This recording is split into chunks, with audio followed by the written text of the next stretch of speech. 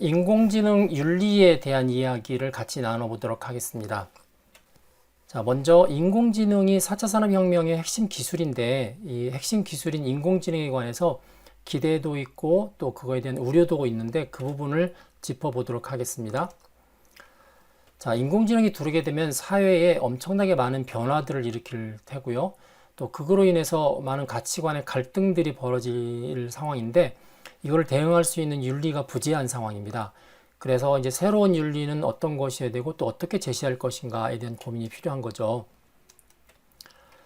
자, BBC 뉴스에 이런 글이 실렸습니다. 스티븐 호킹이 했던 이야기인데 Will AI kill or save humankind? 앞으로 나타날 인공지능이 인류를 죽일 것인가, 멸망시킬 것인가, 구원할 것인가 라는 주제인데 내부적으로 보면 이렇습니다. 스티븐 호킹이 했던 이야기인데요. 인류의 어떻게 보면은 마지막 기술일 수 있다라는 우려를 하는 거죠. 특히 이 인공지능에 관한 구체적인 대안과 윤리와 대책이 없이는 인류에 있어서 마지막 기술일 수 있다는 이야기를 하는데 이게 스티븐 호킹만의 이야기는 아니고요. 그 테슬라 회장이었던 일론 머스크, 그다음에 마이크로소프트사의 빌 게이츠, 그다음에 스티브 워즈니악 이런 사람들도 똑같은 이야기를 하고 있습니다. 왜 이런 이야기가 나왔을까 한번 살펴보도록 합니다. 자, 보시면 자동차 사고가 특히 자율주행 자동차 사고가 많이 났는데요.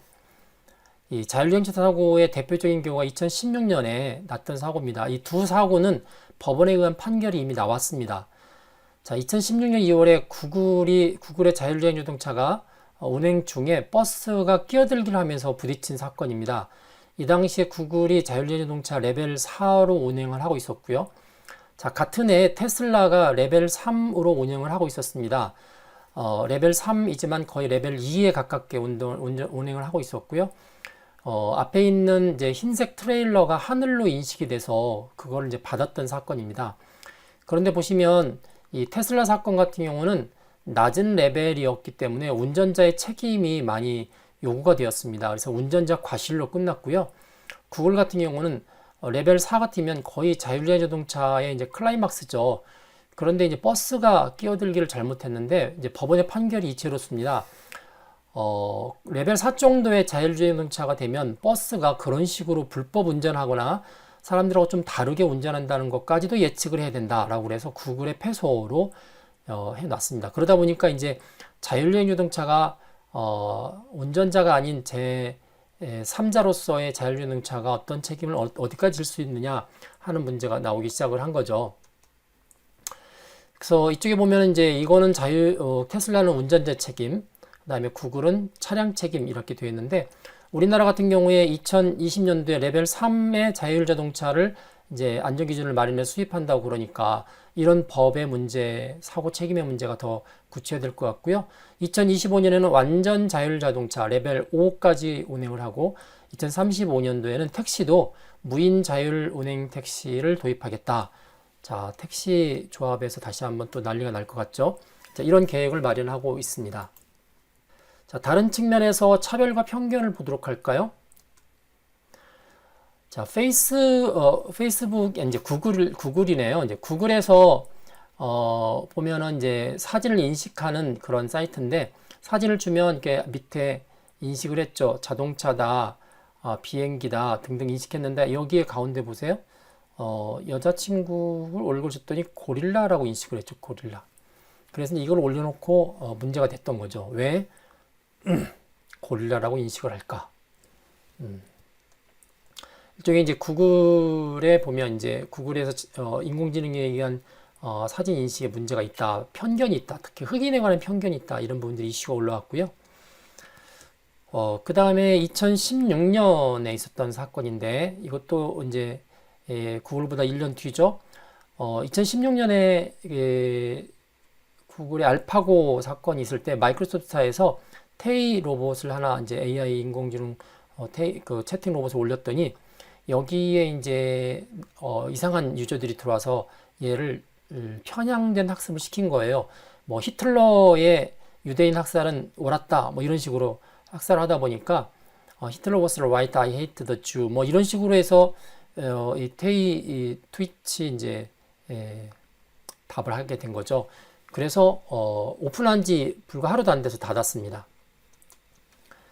자, 여기는 이제 프로퍼블리카라는 이제 언론 단체인데 거기에서 몇 년 동안 추적을 해서 미국 법원에서 쓰고 있는 컴퍼스라는 형량을 예측하는 인공지능 시스템이 인종차별 알고리즘을 가지고 있다고 분석을 해낸 겁니다. 그래서 그걸 분석했던 자료들을 분석했는데 보면 예를 들면 이제 이 사건 있죠. 자, 백인입니다. 백인인데 이 사람이 로우 리스크 레벨이 3이죠. 여기 흑인인데 하이 리스크 레벨이 10입니다. 실제로 보면은 백인이 더 흉악범이거든요. 근데 단지 흑인이라는 것 때문에 더 하이 리스크 사람이라고 이 컴퍼스가 판단을 했고 그거에 대한 분석 자료를 GitHub에 이제 다 올려놨습니다. 이제 그러다 보니까 야, 인공지능이 잘못하면 사람에 대해서 차별과 편견을 가질 수 있겠구나라는 생각들을 가지게 된 거죠. 자, 최근에 이제 일들도 많이 벌어지고 있습니다. 그래서 BBC 뉴스에 보니까 여기 애플에서 골드만삭스랑 더불어서 신용카드를 이제 올해 발급을 했는데 2019년도에 발행을 했는데 신용카드에 보면은 그 사람의 신용 등급에 따라서 사용 한도가 정해지잖아요. 그런데 여기 보시면 이제 이 특정한 사람이 이제 올려놓고 뭐라고 그랬냐면 자기 아내하고 자기하고 신용 한도가 벌어질 특별한 이유가 없는데 여자를 차별했다. 섹시스트 앤 바이어스드라고 되어 있죠.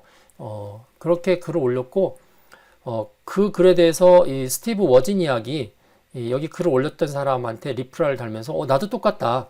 나도 와이프랑 나랑 모든 계정을 다 같이 쓰고 있고 부동산도 같이 나누고 있는데 여기 보니까 와이프가 나보다 지출 한도가 10분의 1밖에 되지 않더라. 그래서 이제 편견에 대한 여성 편견에 대한 부분들이 올라왔습니다. 그러다 보니까 이제 논란이 붙는 거죠. 그리고 이것도 이제 2018년도에 나왔던 건데 아마존에서 그 채용 프로그램에 이제 인공지능을 써서 채용 프로그램을 돌린 게 있었는데 이게 2014년, 15년부터 썼는데 계속 논란이 됐습니다. 그러다 결국은 폐기했죠. 여성차별 논란됐던 인공지능을 이제 폐기했다라고 이렇게 나와 있습니다. 그리고 또 하나는 이제 그 여성의 음성에 대해서 인공지능이 잘 반응하지 않는다. 남성보다. 그렇기 때문에 이것도 역시 성차별이다. 편견이다라는 또 제기가 또 2019년도에 또 벌어진 적이 있습니다. 자, 우리나라나 외국에서 이렇게 많은 AI 스피커들이 지금 나오고 있죠. 외국에 있는 거, 그 다음에 우리 국내 사안들 이렇게 나오고 있습니다. 그리고 여러분들 스마트폰에도 보면은 빅스비부터 시작해서 시리까지 나와 있죠. 그런데 이 스마트폰에 보시면 여러분들 아시겠지만 사투리, 우리나라 음성 인식을 받는 것 중에 보면 사투리가 잘 통하지 않습니다. 그래서 사투리가 잘 통하지 않고 특정한 사람들은 불편하게 느끼죠. 그래서 일반적으로 인공지능이 서비스를 제공할 때 차별한다. 어떤 사람들은 잘 대해주고 어떤 사람은 잘 대해주지 않는다. 이런 이제 부분이 있고요. 그거를 AI에서는 보통 인클루전이라고 합니다. 포용성. 그러니까 모두를 다 포용해야 되는데 특정 그룹만 포용해서 서비스를 해준다는 이야기죠. 또 하나는 이제 인공지능이 뭘 결정을 했어요. 결정을 하게 되면 그 결정 결과에 대해서 나는 불복한다. 이래서 어떤 사람이 신용등급을 결정하는데 왜 나는 신용등급이 3등급이야? 이 사람은 2등급인데 나하고 똑같은 것처럼 보이는데 야, 이거 좀 설명 좀 해줘. 그래서 이제 그 결과에 대한 편향성에 대한 의심 때문에 결과에 대한 설명을 요구하는 운동들이 또 벌어지고 있고 요즘 기술자들이 이런 부분들을 설명하려고 많이 노력을 합니다. 그래서 차별과 편견도 인공지능 윤리에서 대단한 문제 중에 하나로 지금 부각이 되고 있습니다. 자, AI 인공지능 윤리 가운데 또 다른 주제가 공존과의 관계입니다. 공존과 관계. AI가 이제 앞으로 공존해야 되는데, 자, 2016년에 이랬던 사건이 있습니다. 여기 보면, 개가 한 마리 있죠. 여기 개의 종류가, 올드 잉글리쉬 십독 이렇게 표현되어 있죠. 요 개가 사실은 이제 차량에 치여서 어떻게 다쳤나 봐요. 다치니까 이 동네 어른들 나이 드신 분 4명이서 끌어다가 마저 죽여서 드셨습니다. 근데 알고 보니까 이 개가 반려견이었어요. 반려견. 그래서 목격자를 찾습니다. 이렇게 반려견 주인이 써붙였죠. 나중에 이제 경찰에 신고해서 CCTV를 뒤져보니까 다친 이 반려견을 가져서 드셨어요. 그래서 사람들이 이제 처벌해야 된다 그랬는데 처벌된 이제 죄명이 뭐냐면 2016년에 점유 이탈물 횡령이에요. 점유 이탈물. 주인의 손을 떠난 것들을 주인의 허락을 받지 않고 본인이 자기 소유로 만들었다는 거죠. 그런데 이제 주인은 이게 무슨 이야기냐, 이게 무슨 물건이냐, 반려견인데 내 가족인데, 그래서 이제 손해배상을 달리했던 부분들인데, 자, 같은 개를 놓고 그냥 이런 이제 어른 4명처럼 그렇게 바라보는 시각도 있고 자기의 가족처럼 바라보는 시각도 있죠. 그럼 이런 부분들이 앞으로 인공지능 로봇이 나오게 되면 더 심각해진다는 이야기입니다.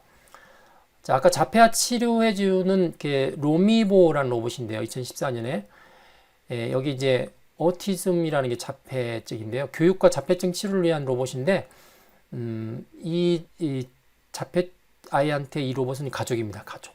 그래서 실제로 보면 엄마가 청소하다가 이 로미보 로봇을 발로 툭 옆으로 치웠다가 아이가 자지러지게 울었던 그런 기억이 있죠. 실제 보면 나오라는 로봇도 요즘에 자폐아 치료를 위해서 많이 나오고 있고 마일로도 나오고 있는데 이 아이들에게 있어서 로봇과 인공지능은 사람하고 똑같습니다. 그래서 이제 공존을 해야 되는데 이제 관계가 있어서 어떤 사람은 저거는 장난감이야 라고 치부하지만 어떤 사람은 무슨 이야기야, 우리한테는 가족이야 라고 이야기하는 게 발생을 하고요. 이 공존과 관계가 더 심각해지는 경우가 있습니다. 바로 이런 겁니다. 소셜 로봇. 우리나라 소피아라는 소셜 로봇이 왔었고요.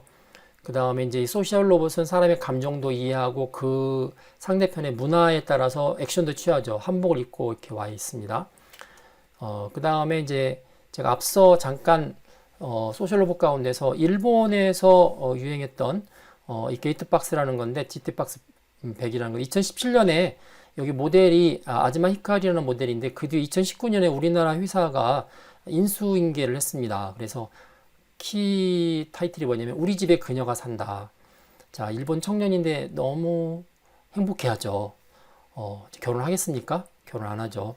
그래서 이제 우리나라가 인수해서 게이트박스 캐릭터를 이렇게 시리즈별로 이렇게 따로 한 5종류까지 해서 지금 이제 판매에 들어갔습니다. 우리나라 돈으로 한 150에서 200만 원 정도 하는데요. 결혼하겠답니다. 결혼. 네, 결혼. 자, 앞에 일본 로봇뿐만이 아니라 중국에서 나왔습니다. 잉잉이라는 로봇, 이 사람 결혼하겠답니다. 프랑스의 과학자가 안무바타라는 이 로봇하고 결혼하겠답니다. 어쩌죠? 자, 이러다 보니까 이제 인공지능 로봇이 사람을 너무나 잘 이해하기 때문에 거기에 사람들이 집착해서 여러분들 반려견한테 유산 상속해주는 분들 계시잖아요. 이 사람 결혼하고 나 유산 상속해주겠다. 거기다가 2018년에 EC에서 유럽 공동체 EU에서 전자인간으로 로봇을 법인체로 상승시켜주는 바람에 이제 이런 논쟁이 더 이렇게 불 붙는 데가 기름을 띄얹는 것처럼 이제 진행이 됐던 거죠. 이런 게 윤리에서 이제 상상을 해야 되는 윤리 테마 중에 하나라고 볼 수 있습니다. 그다음에 중독과 남용이죠. 자, 너무나 좋으니까 결혼도 하는데 이번에는 이제 결혼까지 하지 않아도 이거를 이제 지나치게 몰입하는 거죠. 자, 사만다라는 로봇이 있고요. 하몬이라는 로봇이 나와 있는데 이건 뭐냐면 배우자 로봇이면서 성인용 로봇입니다. 이 하모니 같은 경우는 타이틀이 이렇게 되어 있어요. A beautiful lady AI robot can replace your bad partner. 이해하시겠죠? 자, 이게 실제로 만들었던 리얼로보틱스사의 하모니 3.0이고요. 만들고 있는 모습을 보여주고 있고 여성만 만든 게 아닌 남성도 있습니다. 이게 헨리 솔라나 이게 하모니죠. 이렇게 만들어서 배우자 로봇으로 팔기도 하고 그 다음에 로봇을 상대로 한 매춘 행위도 하고 있습니다. 그래서 2018년도에 로봇 성매매를 미국에서 하려고 했다가 섹스 로봇을 도입하려고 했다가 주민들의 반대에서 도입이 안 됐습니다. 여기 2호점이고요. 1호점은 열었습니다. 캐나다에. 자, 그래서 로봇이 이제 사람 모습으로 AI까지 갖추면 사람들의 감성도 잘 이해하고 아내 역할까지 많이 하게 될 텐데 그렇게 되면 이제 거기에 중독이 돼서 사람인 것처럼 인식해서 결혼도 하겠다고 하고 사람 대신에 이제 인공지능 로봇을 사용하는 그런 시대가 벌어지는 거죠. 자, 해킹과 범죄. AI 스피커가 해킹이 돼서 실제로 문제가 됐었던 적이 있었습니다. 그래서 해킹할 때는 이제 $400짜리 레이저 장비로 시리하고 알렉사 등을 해킹하니까 해킹이 됐다라는 부분들이 있고요. 또 우리나라에서도 실제로 AI 스피커에 대해서 보안 문제를 어느 대학 연구소에서 이렇게 밝혀냈던 게 있습니다. 한 4개 정도의 AI 스피커를 놓고 했는데 결국은 AI 스피커에다가 사적인 이야기 하지 마십시오. 해커가 다 털어갑니다. 그리고 주인이 말하지도 않았는데 물품이 배달되기도 하고 주문이 되기도 하고 막 그렇습니다. AI 스피커 안에는 이제 별도의 운영체제가 있는데 그 운영체제가 리눅스 기반으로 쓰고 있거든요. 그게 불과 한 4년 전 거를 쓰고 있어요. 아직까지 업그레이드가 안 돼서. 그러다 보니까 4년 전에 리눅스는 보안에 침해되는 시큐리티 홀이 굉장히 많은데 보니까 A사는 1280개, B사는 328개. 그나마 이게 조금 많이 돼 있죠. 이게 구글 겁니다. 구글 거. 보안금이 많이 뚫려 있다라고 그랬고, 그래서 이렇게 이제 AI 쪽이 보안이 뚫리게 되면 자율주행 자동차 같은 경우는 해킹 당하면 어떻게 됩니까? 영화에 나오는 것처럼 막 이런 식으로 마구 공격을 하는 도구로도 사용이 될 수가 있습니다. 자, 인공지능 해킹 가운데서 뭐가 있냐면 인공지능이 이미지를 인식해서 뭘 구분하죠. 자, 바나나죠, 바나나. 이거를 인공지능 프로그램한테 인식하라고 그러면 바나나라고 인식을 합니다. VGG16 이라는 이제 내부 모델을 사용했을 때 아웃풋이 바나나로 나왔는데 이 옆에 조그만 이런 패치를 조그만 스티커를 붙여서 갖다 놓으니까 얘가 바나나가 아니고요 토스터기로 인식을 해요. 이게 뭐지? 2017년에 이제 구글에서 발표했던 겁니다. Adversarial 패치라고 해서 적대적 패치죠. 인공지능이 인식하고 있는 사물 옆에다가 조그만 스티커를 하나 딱 붙이면 얘가 잘못 인식하는 거예요. 예를 들면 이렇습니다. 사람을 인식하는 인공지능 프로그램이 있어요. 그런데 이 사람은 사람으로 인식을 했죠. 이 사람이 여기 이렇게 판을 붙이고 있으니까 이게 이제 여기서 말하는 적대적 패치죠. 붙이고 있으니까 사람으로 인식을 안 합니다. 자, 교통표지판에다가 스톱이라는 사인에다가 뭘 붙였더니 얘가 스톱으로 인식을 안 하는 거예요. 자율주행 자동차 사고 나죠. 자, 이거는 아주 대단히 중요한 AI에 있어서 굉장히 중요한 보안 문제이면서 윤리 문제입니다. 자, 이번에는 인공지능 프로그램 가운데 역시 2017년 구글이 워터마킹을 제거하는 기술을 발명을 했습니다. 찾았죠? 여기 보면 이쪽에 워터마킹인 어도비에서 만든 그림입니다. 이게 했는데 이걸 싹 빼서 워터마킹이 다 사라지는 것으로 만들었습니다. 자, 이거 악용할 수 있죠. 저작권 침해할 수 있습니다. 자, 여러분 이 유튜브를 눌러보면 이제 2018년에 듀플렉스라는 것을 구글에서 데모했는데 자, 여기 보면은 여기는 이제 실제 사람이고요. 여기는 인공지능이고요. 그래서 인공지능이 이제 미장원에 예약을 하는 겁니다. 미장원 헤어 디자이너 숍에 있는 사람이 전혀 인공지능인지를 모르고 예약하는 장면이 이렇게 되어 있습니다. 자, 그럼 목소리 흉내내고 진짜 사람인지 아닌지 구분할 수 없을 정도로 대화를 하기 시작하면 자, 많은 사기들이 발생하고 업무 방해가 발생하고 보이스 피싱이 발생하겠죠. 자, 최근에는 이제 딥페이크라고 해서 얼굴을 바꿔치기 하는 또 인공지능이 등장을 했습니다. 그걸 전문으로 해주는 앱 프로그램이 페이크 앱이라는 게 있고요. 페이크 앱 지금 2.0, 2.2가 많은 사람들에게 무료로 배포돼서 지금 엄청나게 많이 사용을 하고 있습니다. 자, 보시면 이제 이걸 이쪽에 있는 감독이 이 대통령의 얼굴을 이제 자기가 말하는 대로 조작을 했었던 그런 사진 중에 하나고, 우리나라에서도 문재인 대통령 얼굴을 인공지능 이 딥페이크를 이용해서 만들었던 그런 사례가 있습니다. 뭐 우리나라에서는 이제 장난으로 만들었기 때문에 전 세계에서 세 번째로 만들었다 뭐 이렇게 매스컴 플레이를 하긴 했지만 이걸 이제 악용하는 부분들이 뭐냐면 우리나라의 K-팝의 아이돌들을 이용해서 성인 포르노의 여자 얼굴들 K-팝 아이돌로 다 바꿔치기를 합니다. 그렇게 해서 이렇게 지금 영업을 하고 있는 데가 상당히 많이 있죠. 그래서 이 딥페이크 같은 경우는 거의 뭐 이용하는 거의 한 90% 이상이 이 포르노물에 있어서 유명인들의 얼굴을 바꿔치기 하는 걸로 많이 사용이 되고 있는데요. 그런데 이제 나중에 보면 좋은 용도로 사용이 될 수 있는데 일단은 이 오용과 악용에 대한 부분들이 아주 심각한 문제로 부상을 하고 있습니다. 자, 기존에 윤리가 있었죠. 기존에 윤리가 있었습니다. 기존의 윤리가 있었고, 그게 이제 정보화 사회에서는 인터넷 윤리라는 게 있고 네 가지 원칙이 있었는데, 이 리처드 스피넬로가 자율성, 선행, 정의, 하역 금지, 이거에 의해서 이제 네티즌 윤리도 나오고 뭐 여러 가지 법과 추가적인 윤리가 나왔는데요.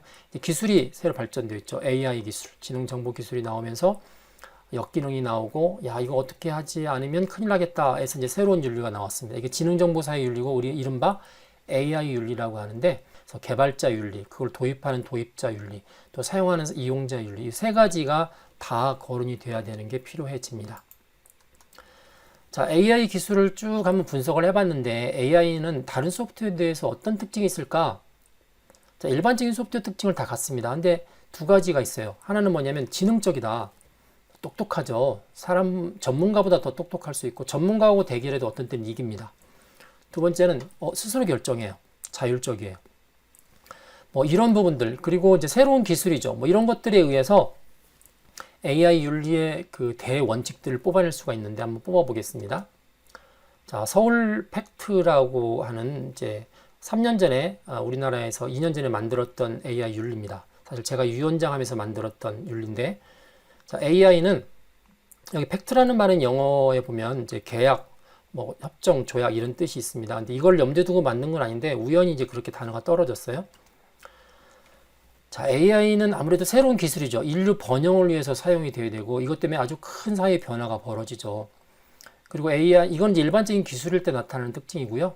그다음에 AI는 스스로 결정하는 자율성이 있고, 사람보다 똑똑하다는 지능성이 있습니다. 그러다 보니까 자, 인류 번영을 위해서 AI는 공공성을 가지고 있어야 된다. AI 윤리는 공공성에 초점을 맞춰야 된다. 퍼블릭니스라고 하죠. 그다음에 사회가 변화되면 변화에 따른 책임을 져야 되죠. 누가 AI를 써서 이득을 많이 봤으면 그거로 인해서 생기는 것도 책임을 져야 되는 거죠. accountability라고 해서 A라고 썼습니다. 그다음에 자율로 움직이지만 사람의 컨트롤을 벗어나면 안 됩니다. 그래서 어느 정도 통제를 할 수 있어야 된다. controllability C라고 했고요. 그 다음에 지능성. 그게 어떻게 결정하고 어떤 과정을 걸쳐서 도대체 나를 신용등급을 3으로 했지? 보고 싶어요. 이걸 투명성이라고 해요. transparent. 그래서 PACT, 팩트라고 이야기를 했습니다. 팩트는 나라에 따라서, 여러 기관에 따라서 여러 가지 형태의 단어로 다르게 표현이 됩니다. 공공성은 자, 이렇게 정의되죠. 공동체에 최대한 도움을 줄 수 있도록 활용해야 되고, 이거로 인해서 사회 약자에 대한 배려도 이루어져야 되고, 이윤 창출과 공공의 기여가 균형을 이루도록 해야 된다. 그러다 보니까 이제 공익 우선, 뭐 이익 공유, 공정성, 페어니스, 공정성, 포용성, 인클루전, 차별 배제, 접근 제공, 인간 중심, 이런 단어들이 공공성 안에 함유가 되어 있고요. 책무성, 자, 책임 분배를 명확히 해야 된다.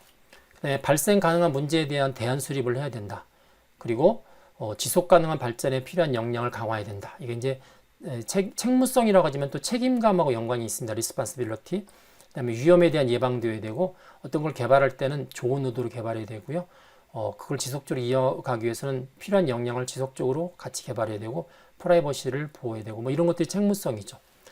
그다음에 통제성은 충분하게 숙지함에도 불구하고 여러 가지 오동작이나 위험한 상태가 발생을 할 경우에 그거에 대한 조치를 할 수 있어야 되고, 다양한 선택 가능성도 보장을 해야 되고, 그다음에 지속적으로 품질 관리를 해야 된다. 이게 이제 통제성인데, 그러다 보니 가장 중요한 게 안전이죠, 안전. security, safety. 그다음에 제어 가능성, 해악 금지, 위험 관리, 이용자 주도성 이런 게 있습니다. 투명성. 결정 과정에 대한 설명이 가능해야 되고, 그다음에 은닉 기능을 제공하지 않아야 된다. 그다음에 사고가 발생을 하면 필요한 데이터를 서로 공유를 해야 된다. 이런 겁니다. 그래서 투명성 가운데서 설명 가능성, explainability, 그다음에 이용 정보 공유, 뭐 사회적 영향 평가, 상호 협력 이런 것들이 같이 포괄될 수 있습니다. 근데 어떤 단어를 앞서가느냐, 이게 너무 포괄적이면 이제 빼낼 수도 있죠. 공정성을 이렇게 하나 더 빼낼 수도 있고요. 그다음에 설명 가능성을 빼낼 수도 있고, 안정성을 빼낼 수도 있지만, 이제 저희가 했었던 AGI 인공지능 윤리팀에서는 PACT 네 가지를 이야기를 했습니다. 자, 몇 년 뒤에 그 OECD라는 이제 세계 경제 협력 기구에서 AI 원칙을 마련했습니다. 보시면 1번이 포용적 성장, 2번이 인간 중심의 가치와 공정성, 3번이 투명성과 설명 가능성, 4번이 경고성과 보안성 및 안정성, 1.5번이 책임성, 이 밑에는 이제 국가를 위한 정책인데 이 네 가지를 보시면요. 저희가 만들었던 팩트하고 많이 비슷해요. 실질적으로 이제 38개국이 따라가는 AA 원칙이 될 텐데, 자, 보시면, 지속 가능한 개발 및 웰빙, 포용적 성장, 이게 공공성이죠. P에 해당이 됩니다. 그다음에 인간 가치 중심의 가치와 공정성, 이것도 P에 해당이 됐었죠. 앞에 보시면은, 있었습니다. 잠깐 보여드릴까요? 자, 여기 보시면 공정성이, 포용성이 P 안에 들어가 있었습니다. 그렇죠? 그 다음에 보시면 accountability, 책임성이 있고요.